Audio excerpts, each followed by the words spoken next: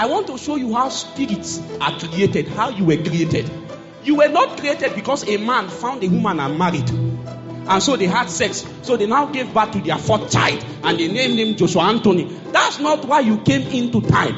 You know, it was in Jeremiah chapter 1 verse 5. I love that scripture. He said, before I formed you in the womb. So who was he talking about? You started before time began because you were first of all in the quivers of God. So the question is, how was Elizabeth formed? If Jesus or God is trying to tell you that before I formed you in the belly, I already knew you. That Okpeyemi is already known before her mother met her father. He now said, before you were born, before I called you out of the womb, your ordination existed.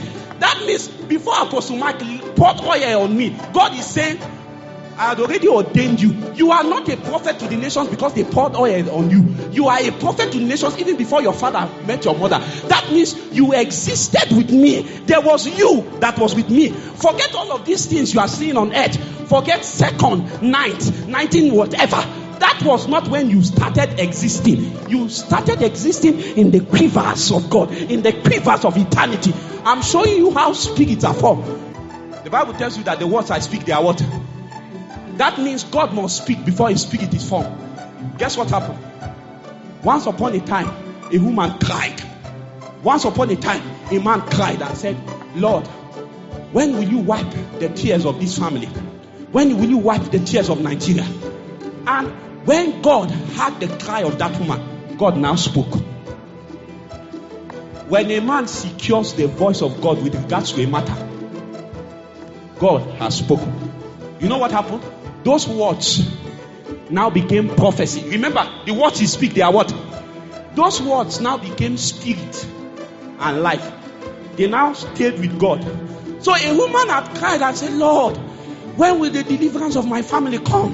When will this? She fasted and prayed and she cried. And when God spoke, his words became prophecy and stayed with him. Guess what those prophecies were now doing? They were now waiting for a body so that they can find excuse into the earth. So you will hear in Hebrews chapter 10 from verse 5, a body have you prepared for me. Who is the me?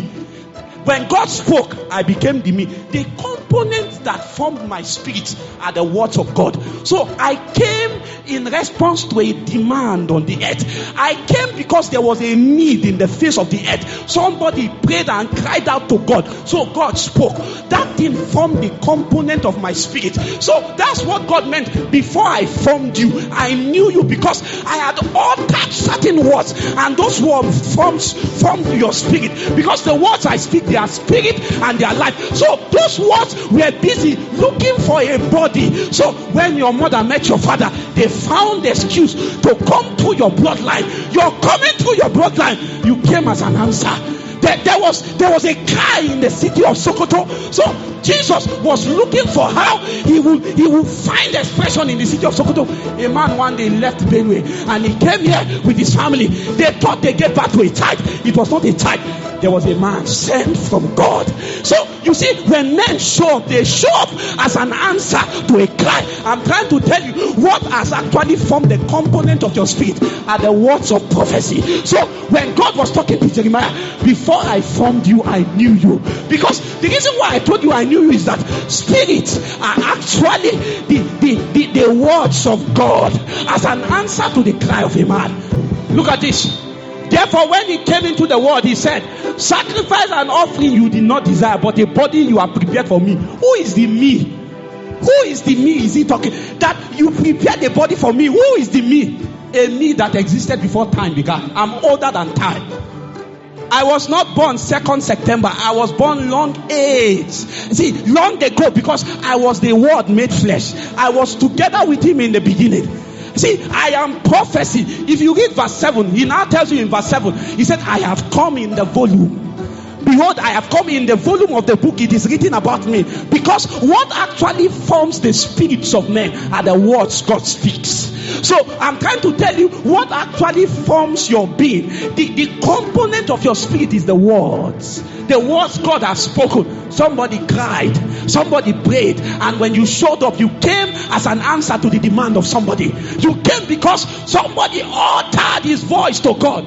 And when God wanted to answer, he said there was a man sent from God. He said this same came as a witness. The question is this: the you now, is it the same with the you that God sent?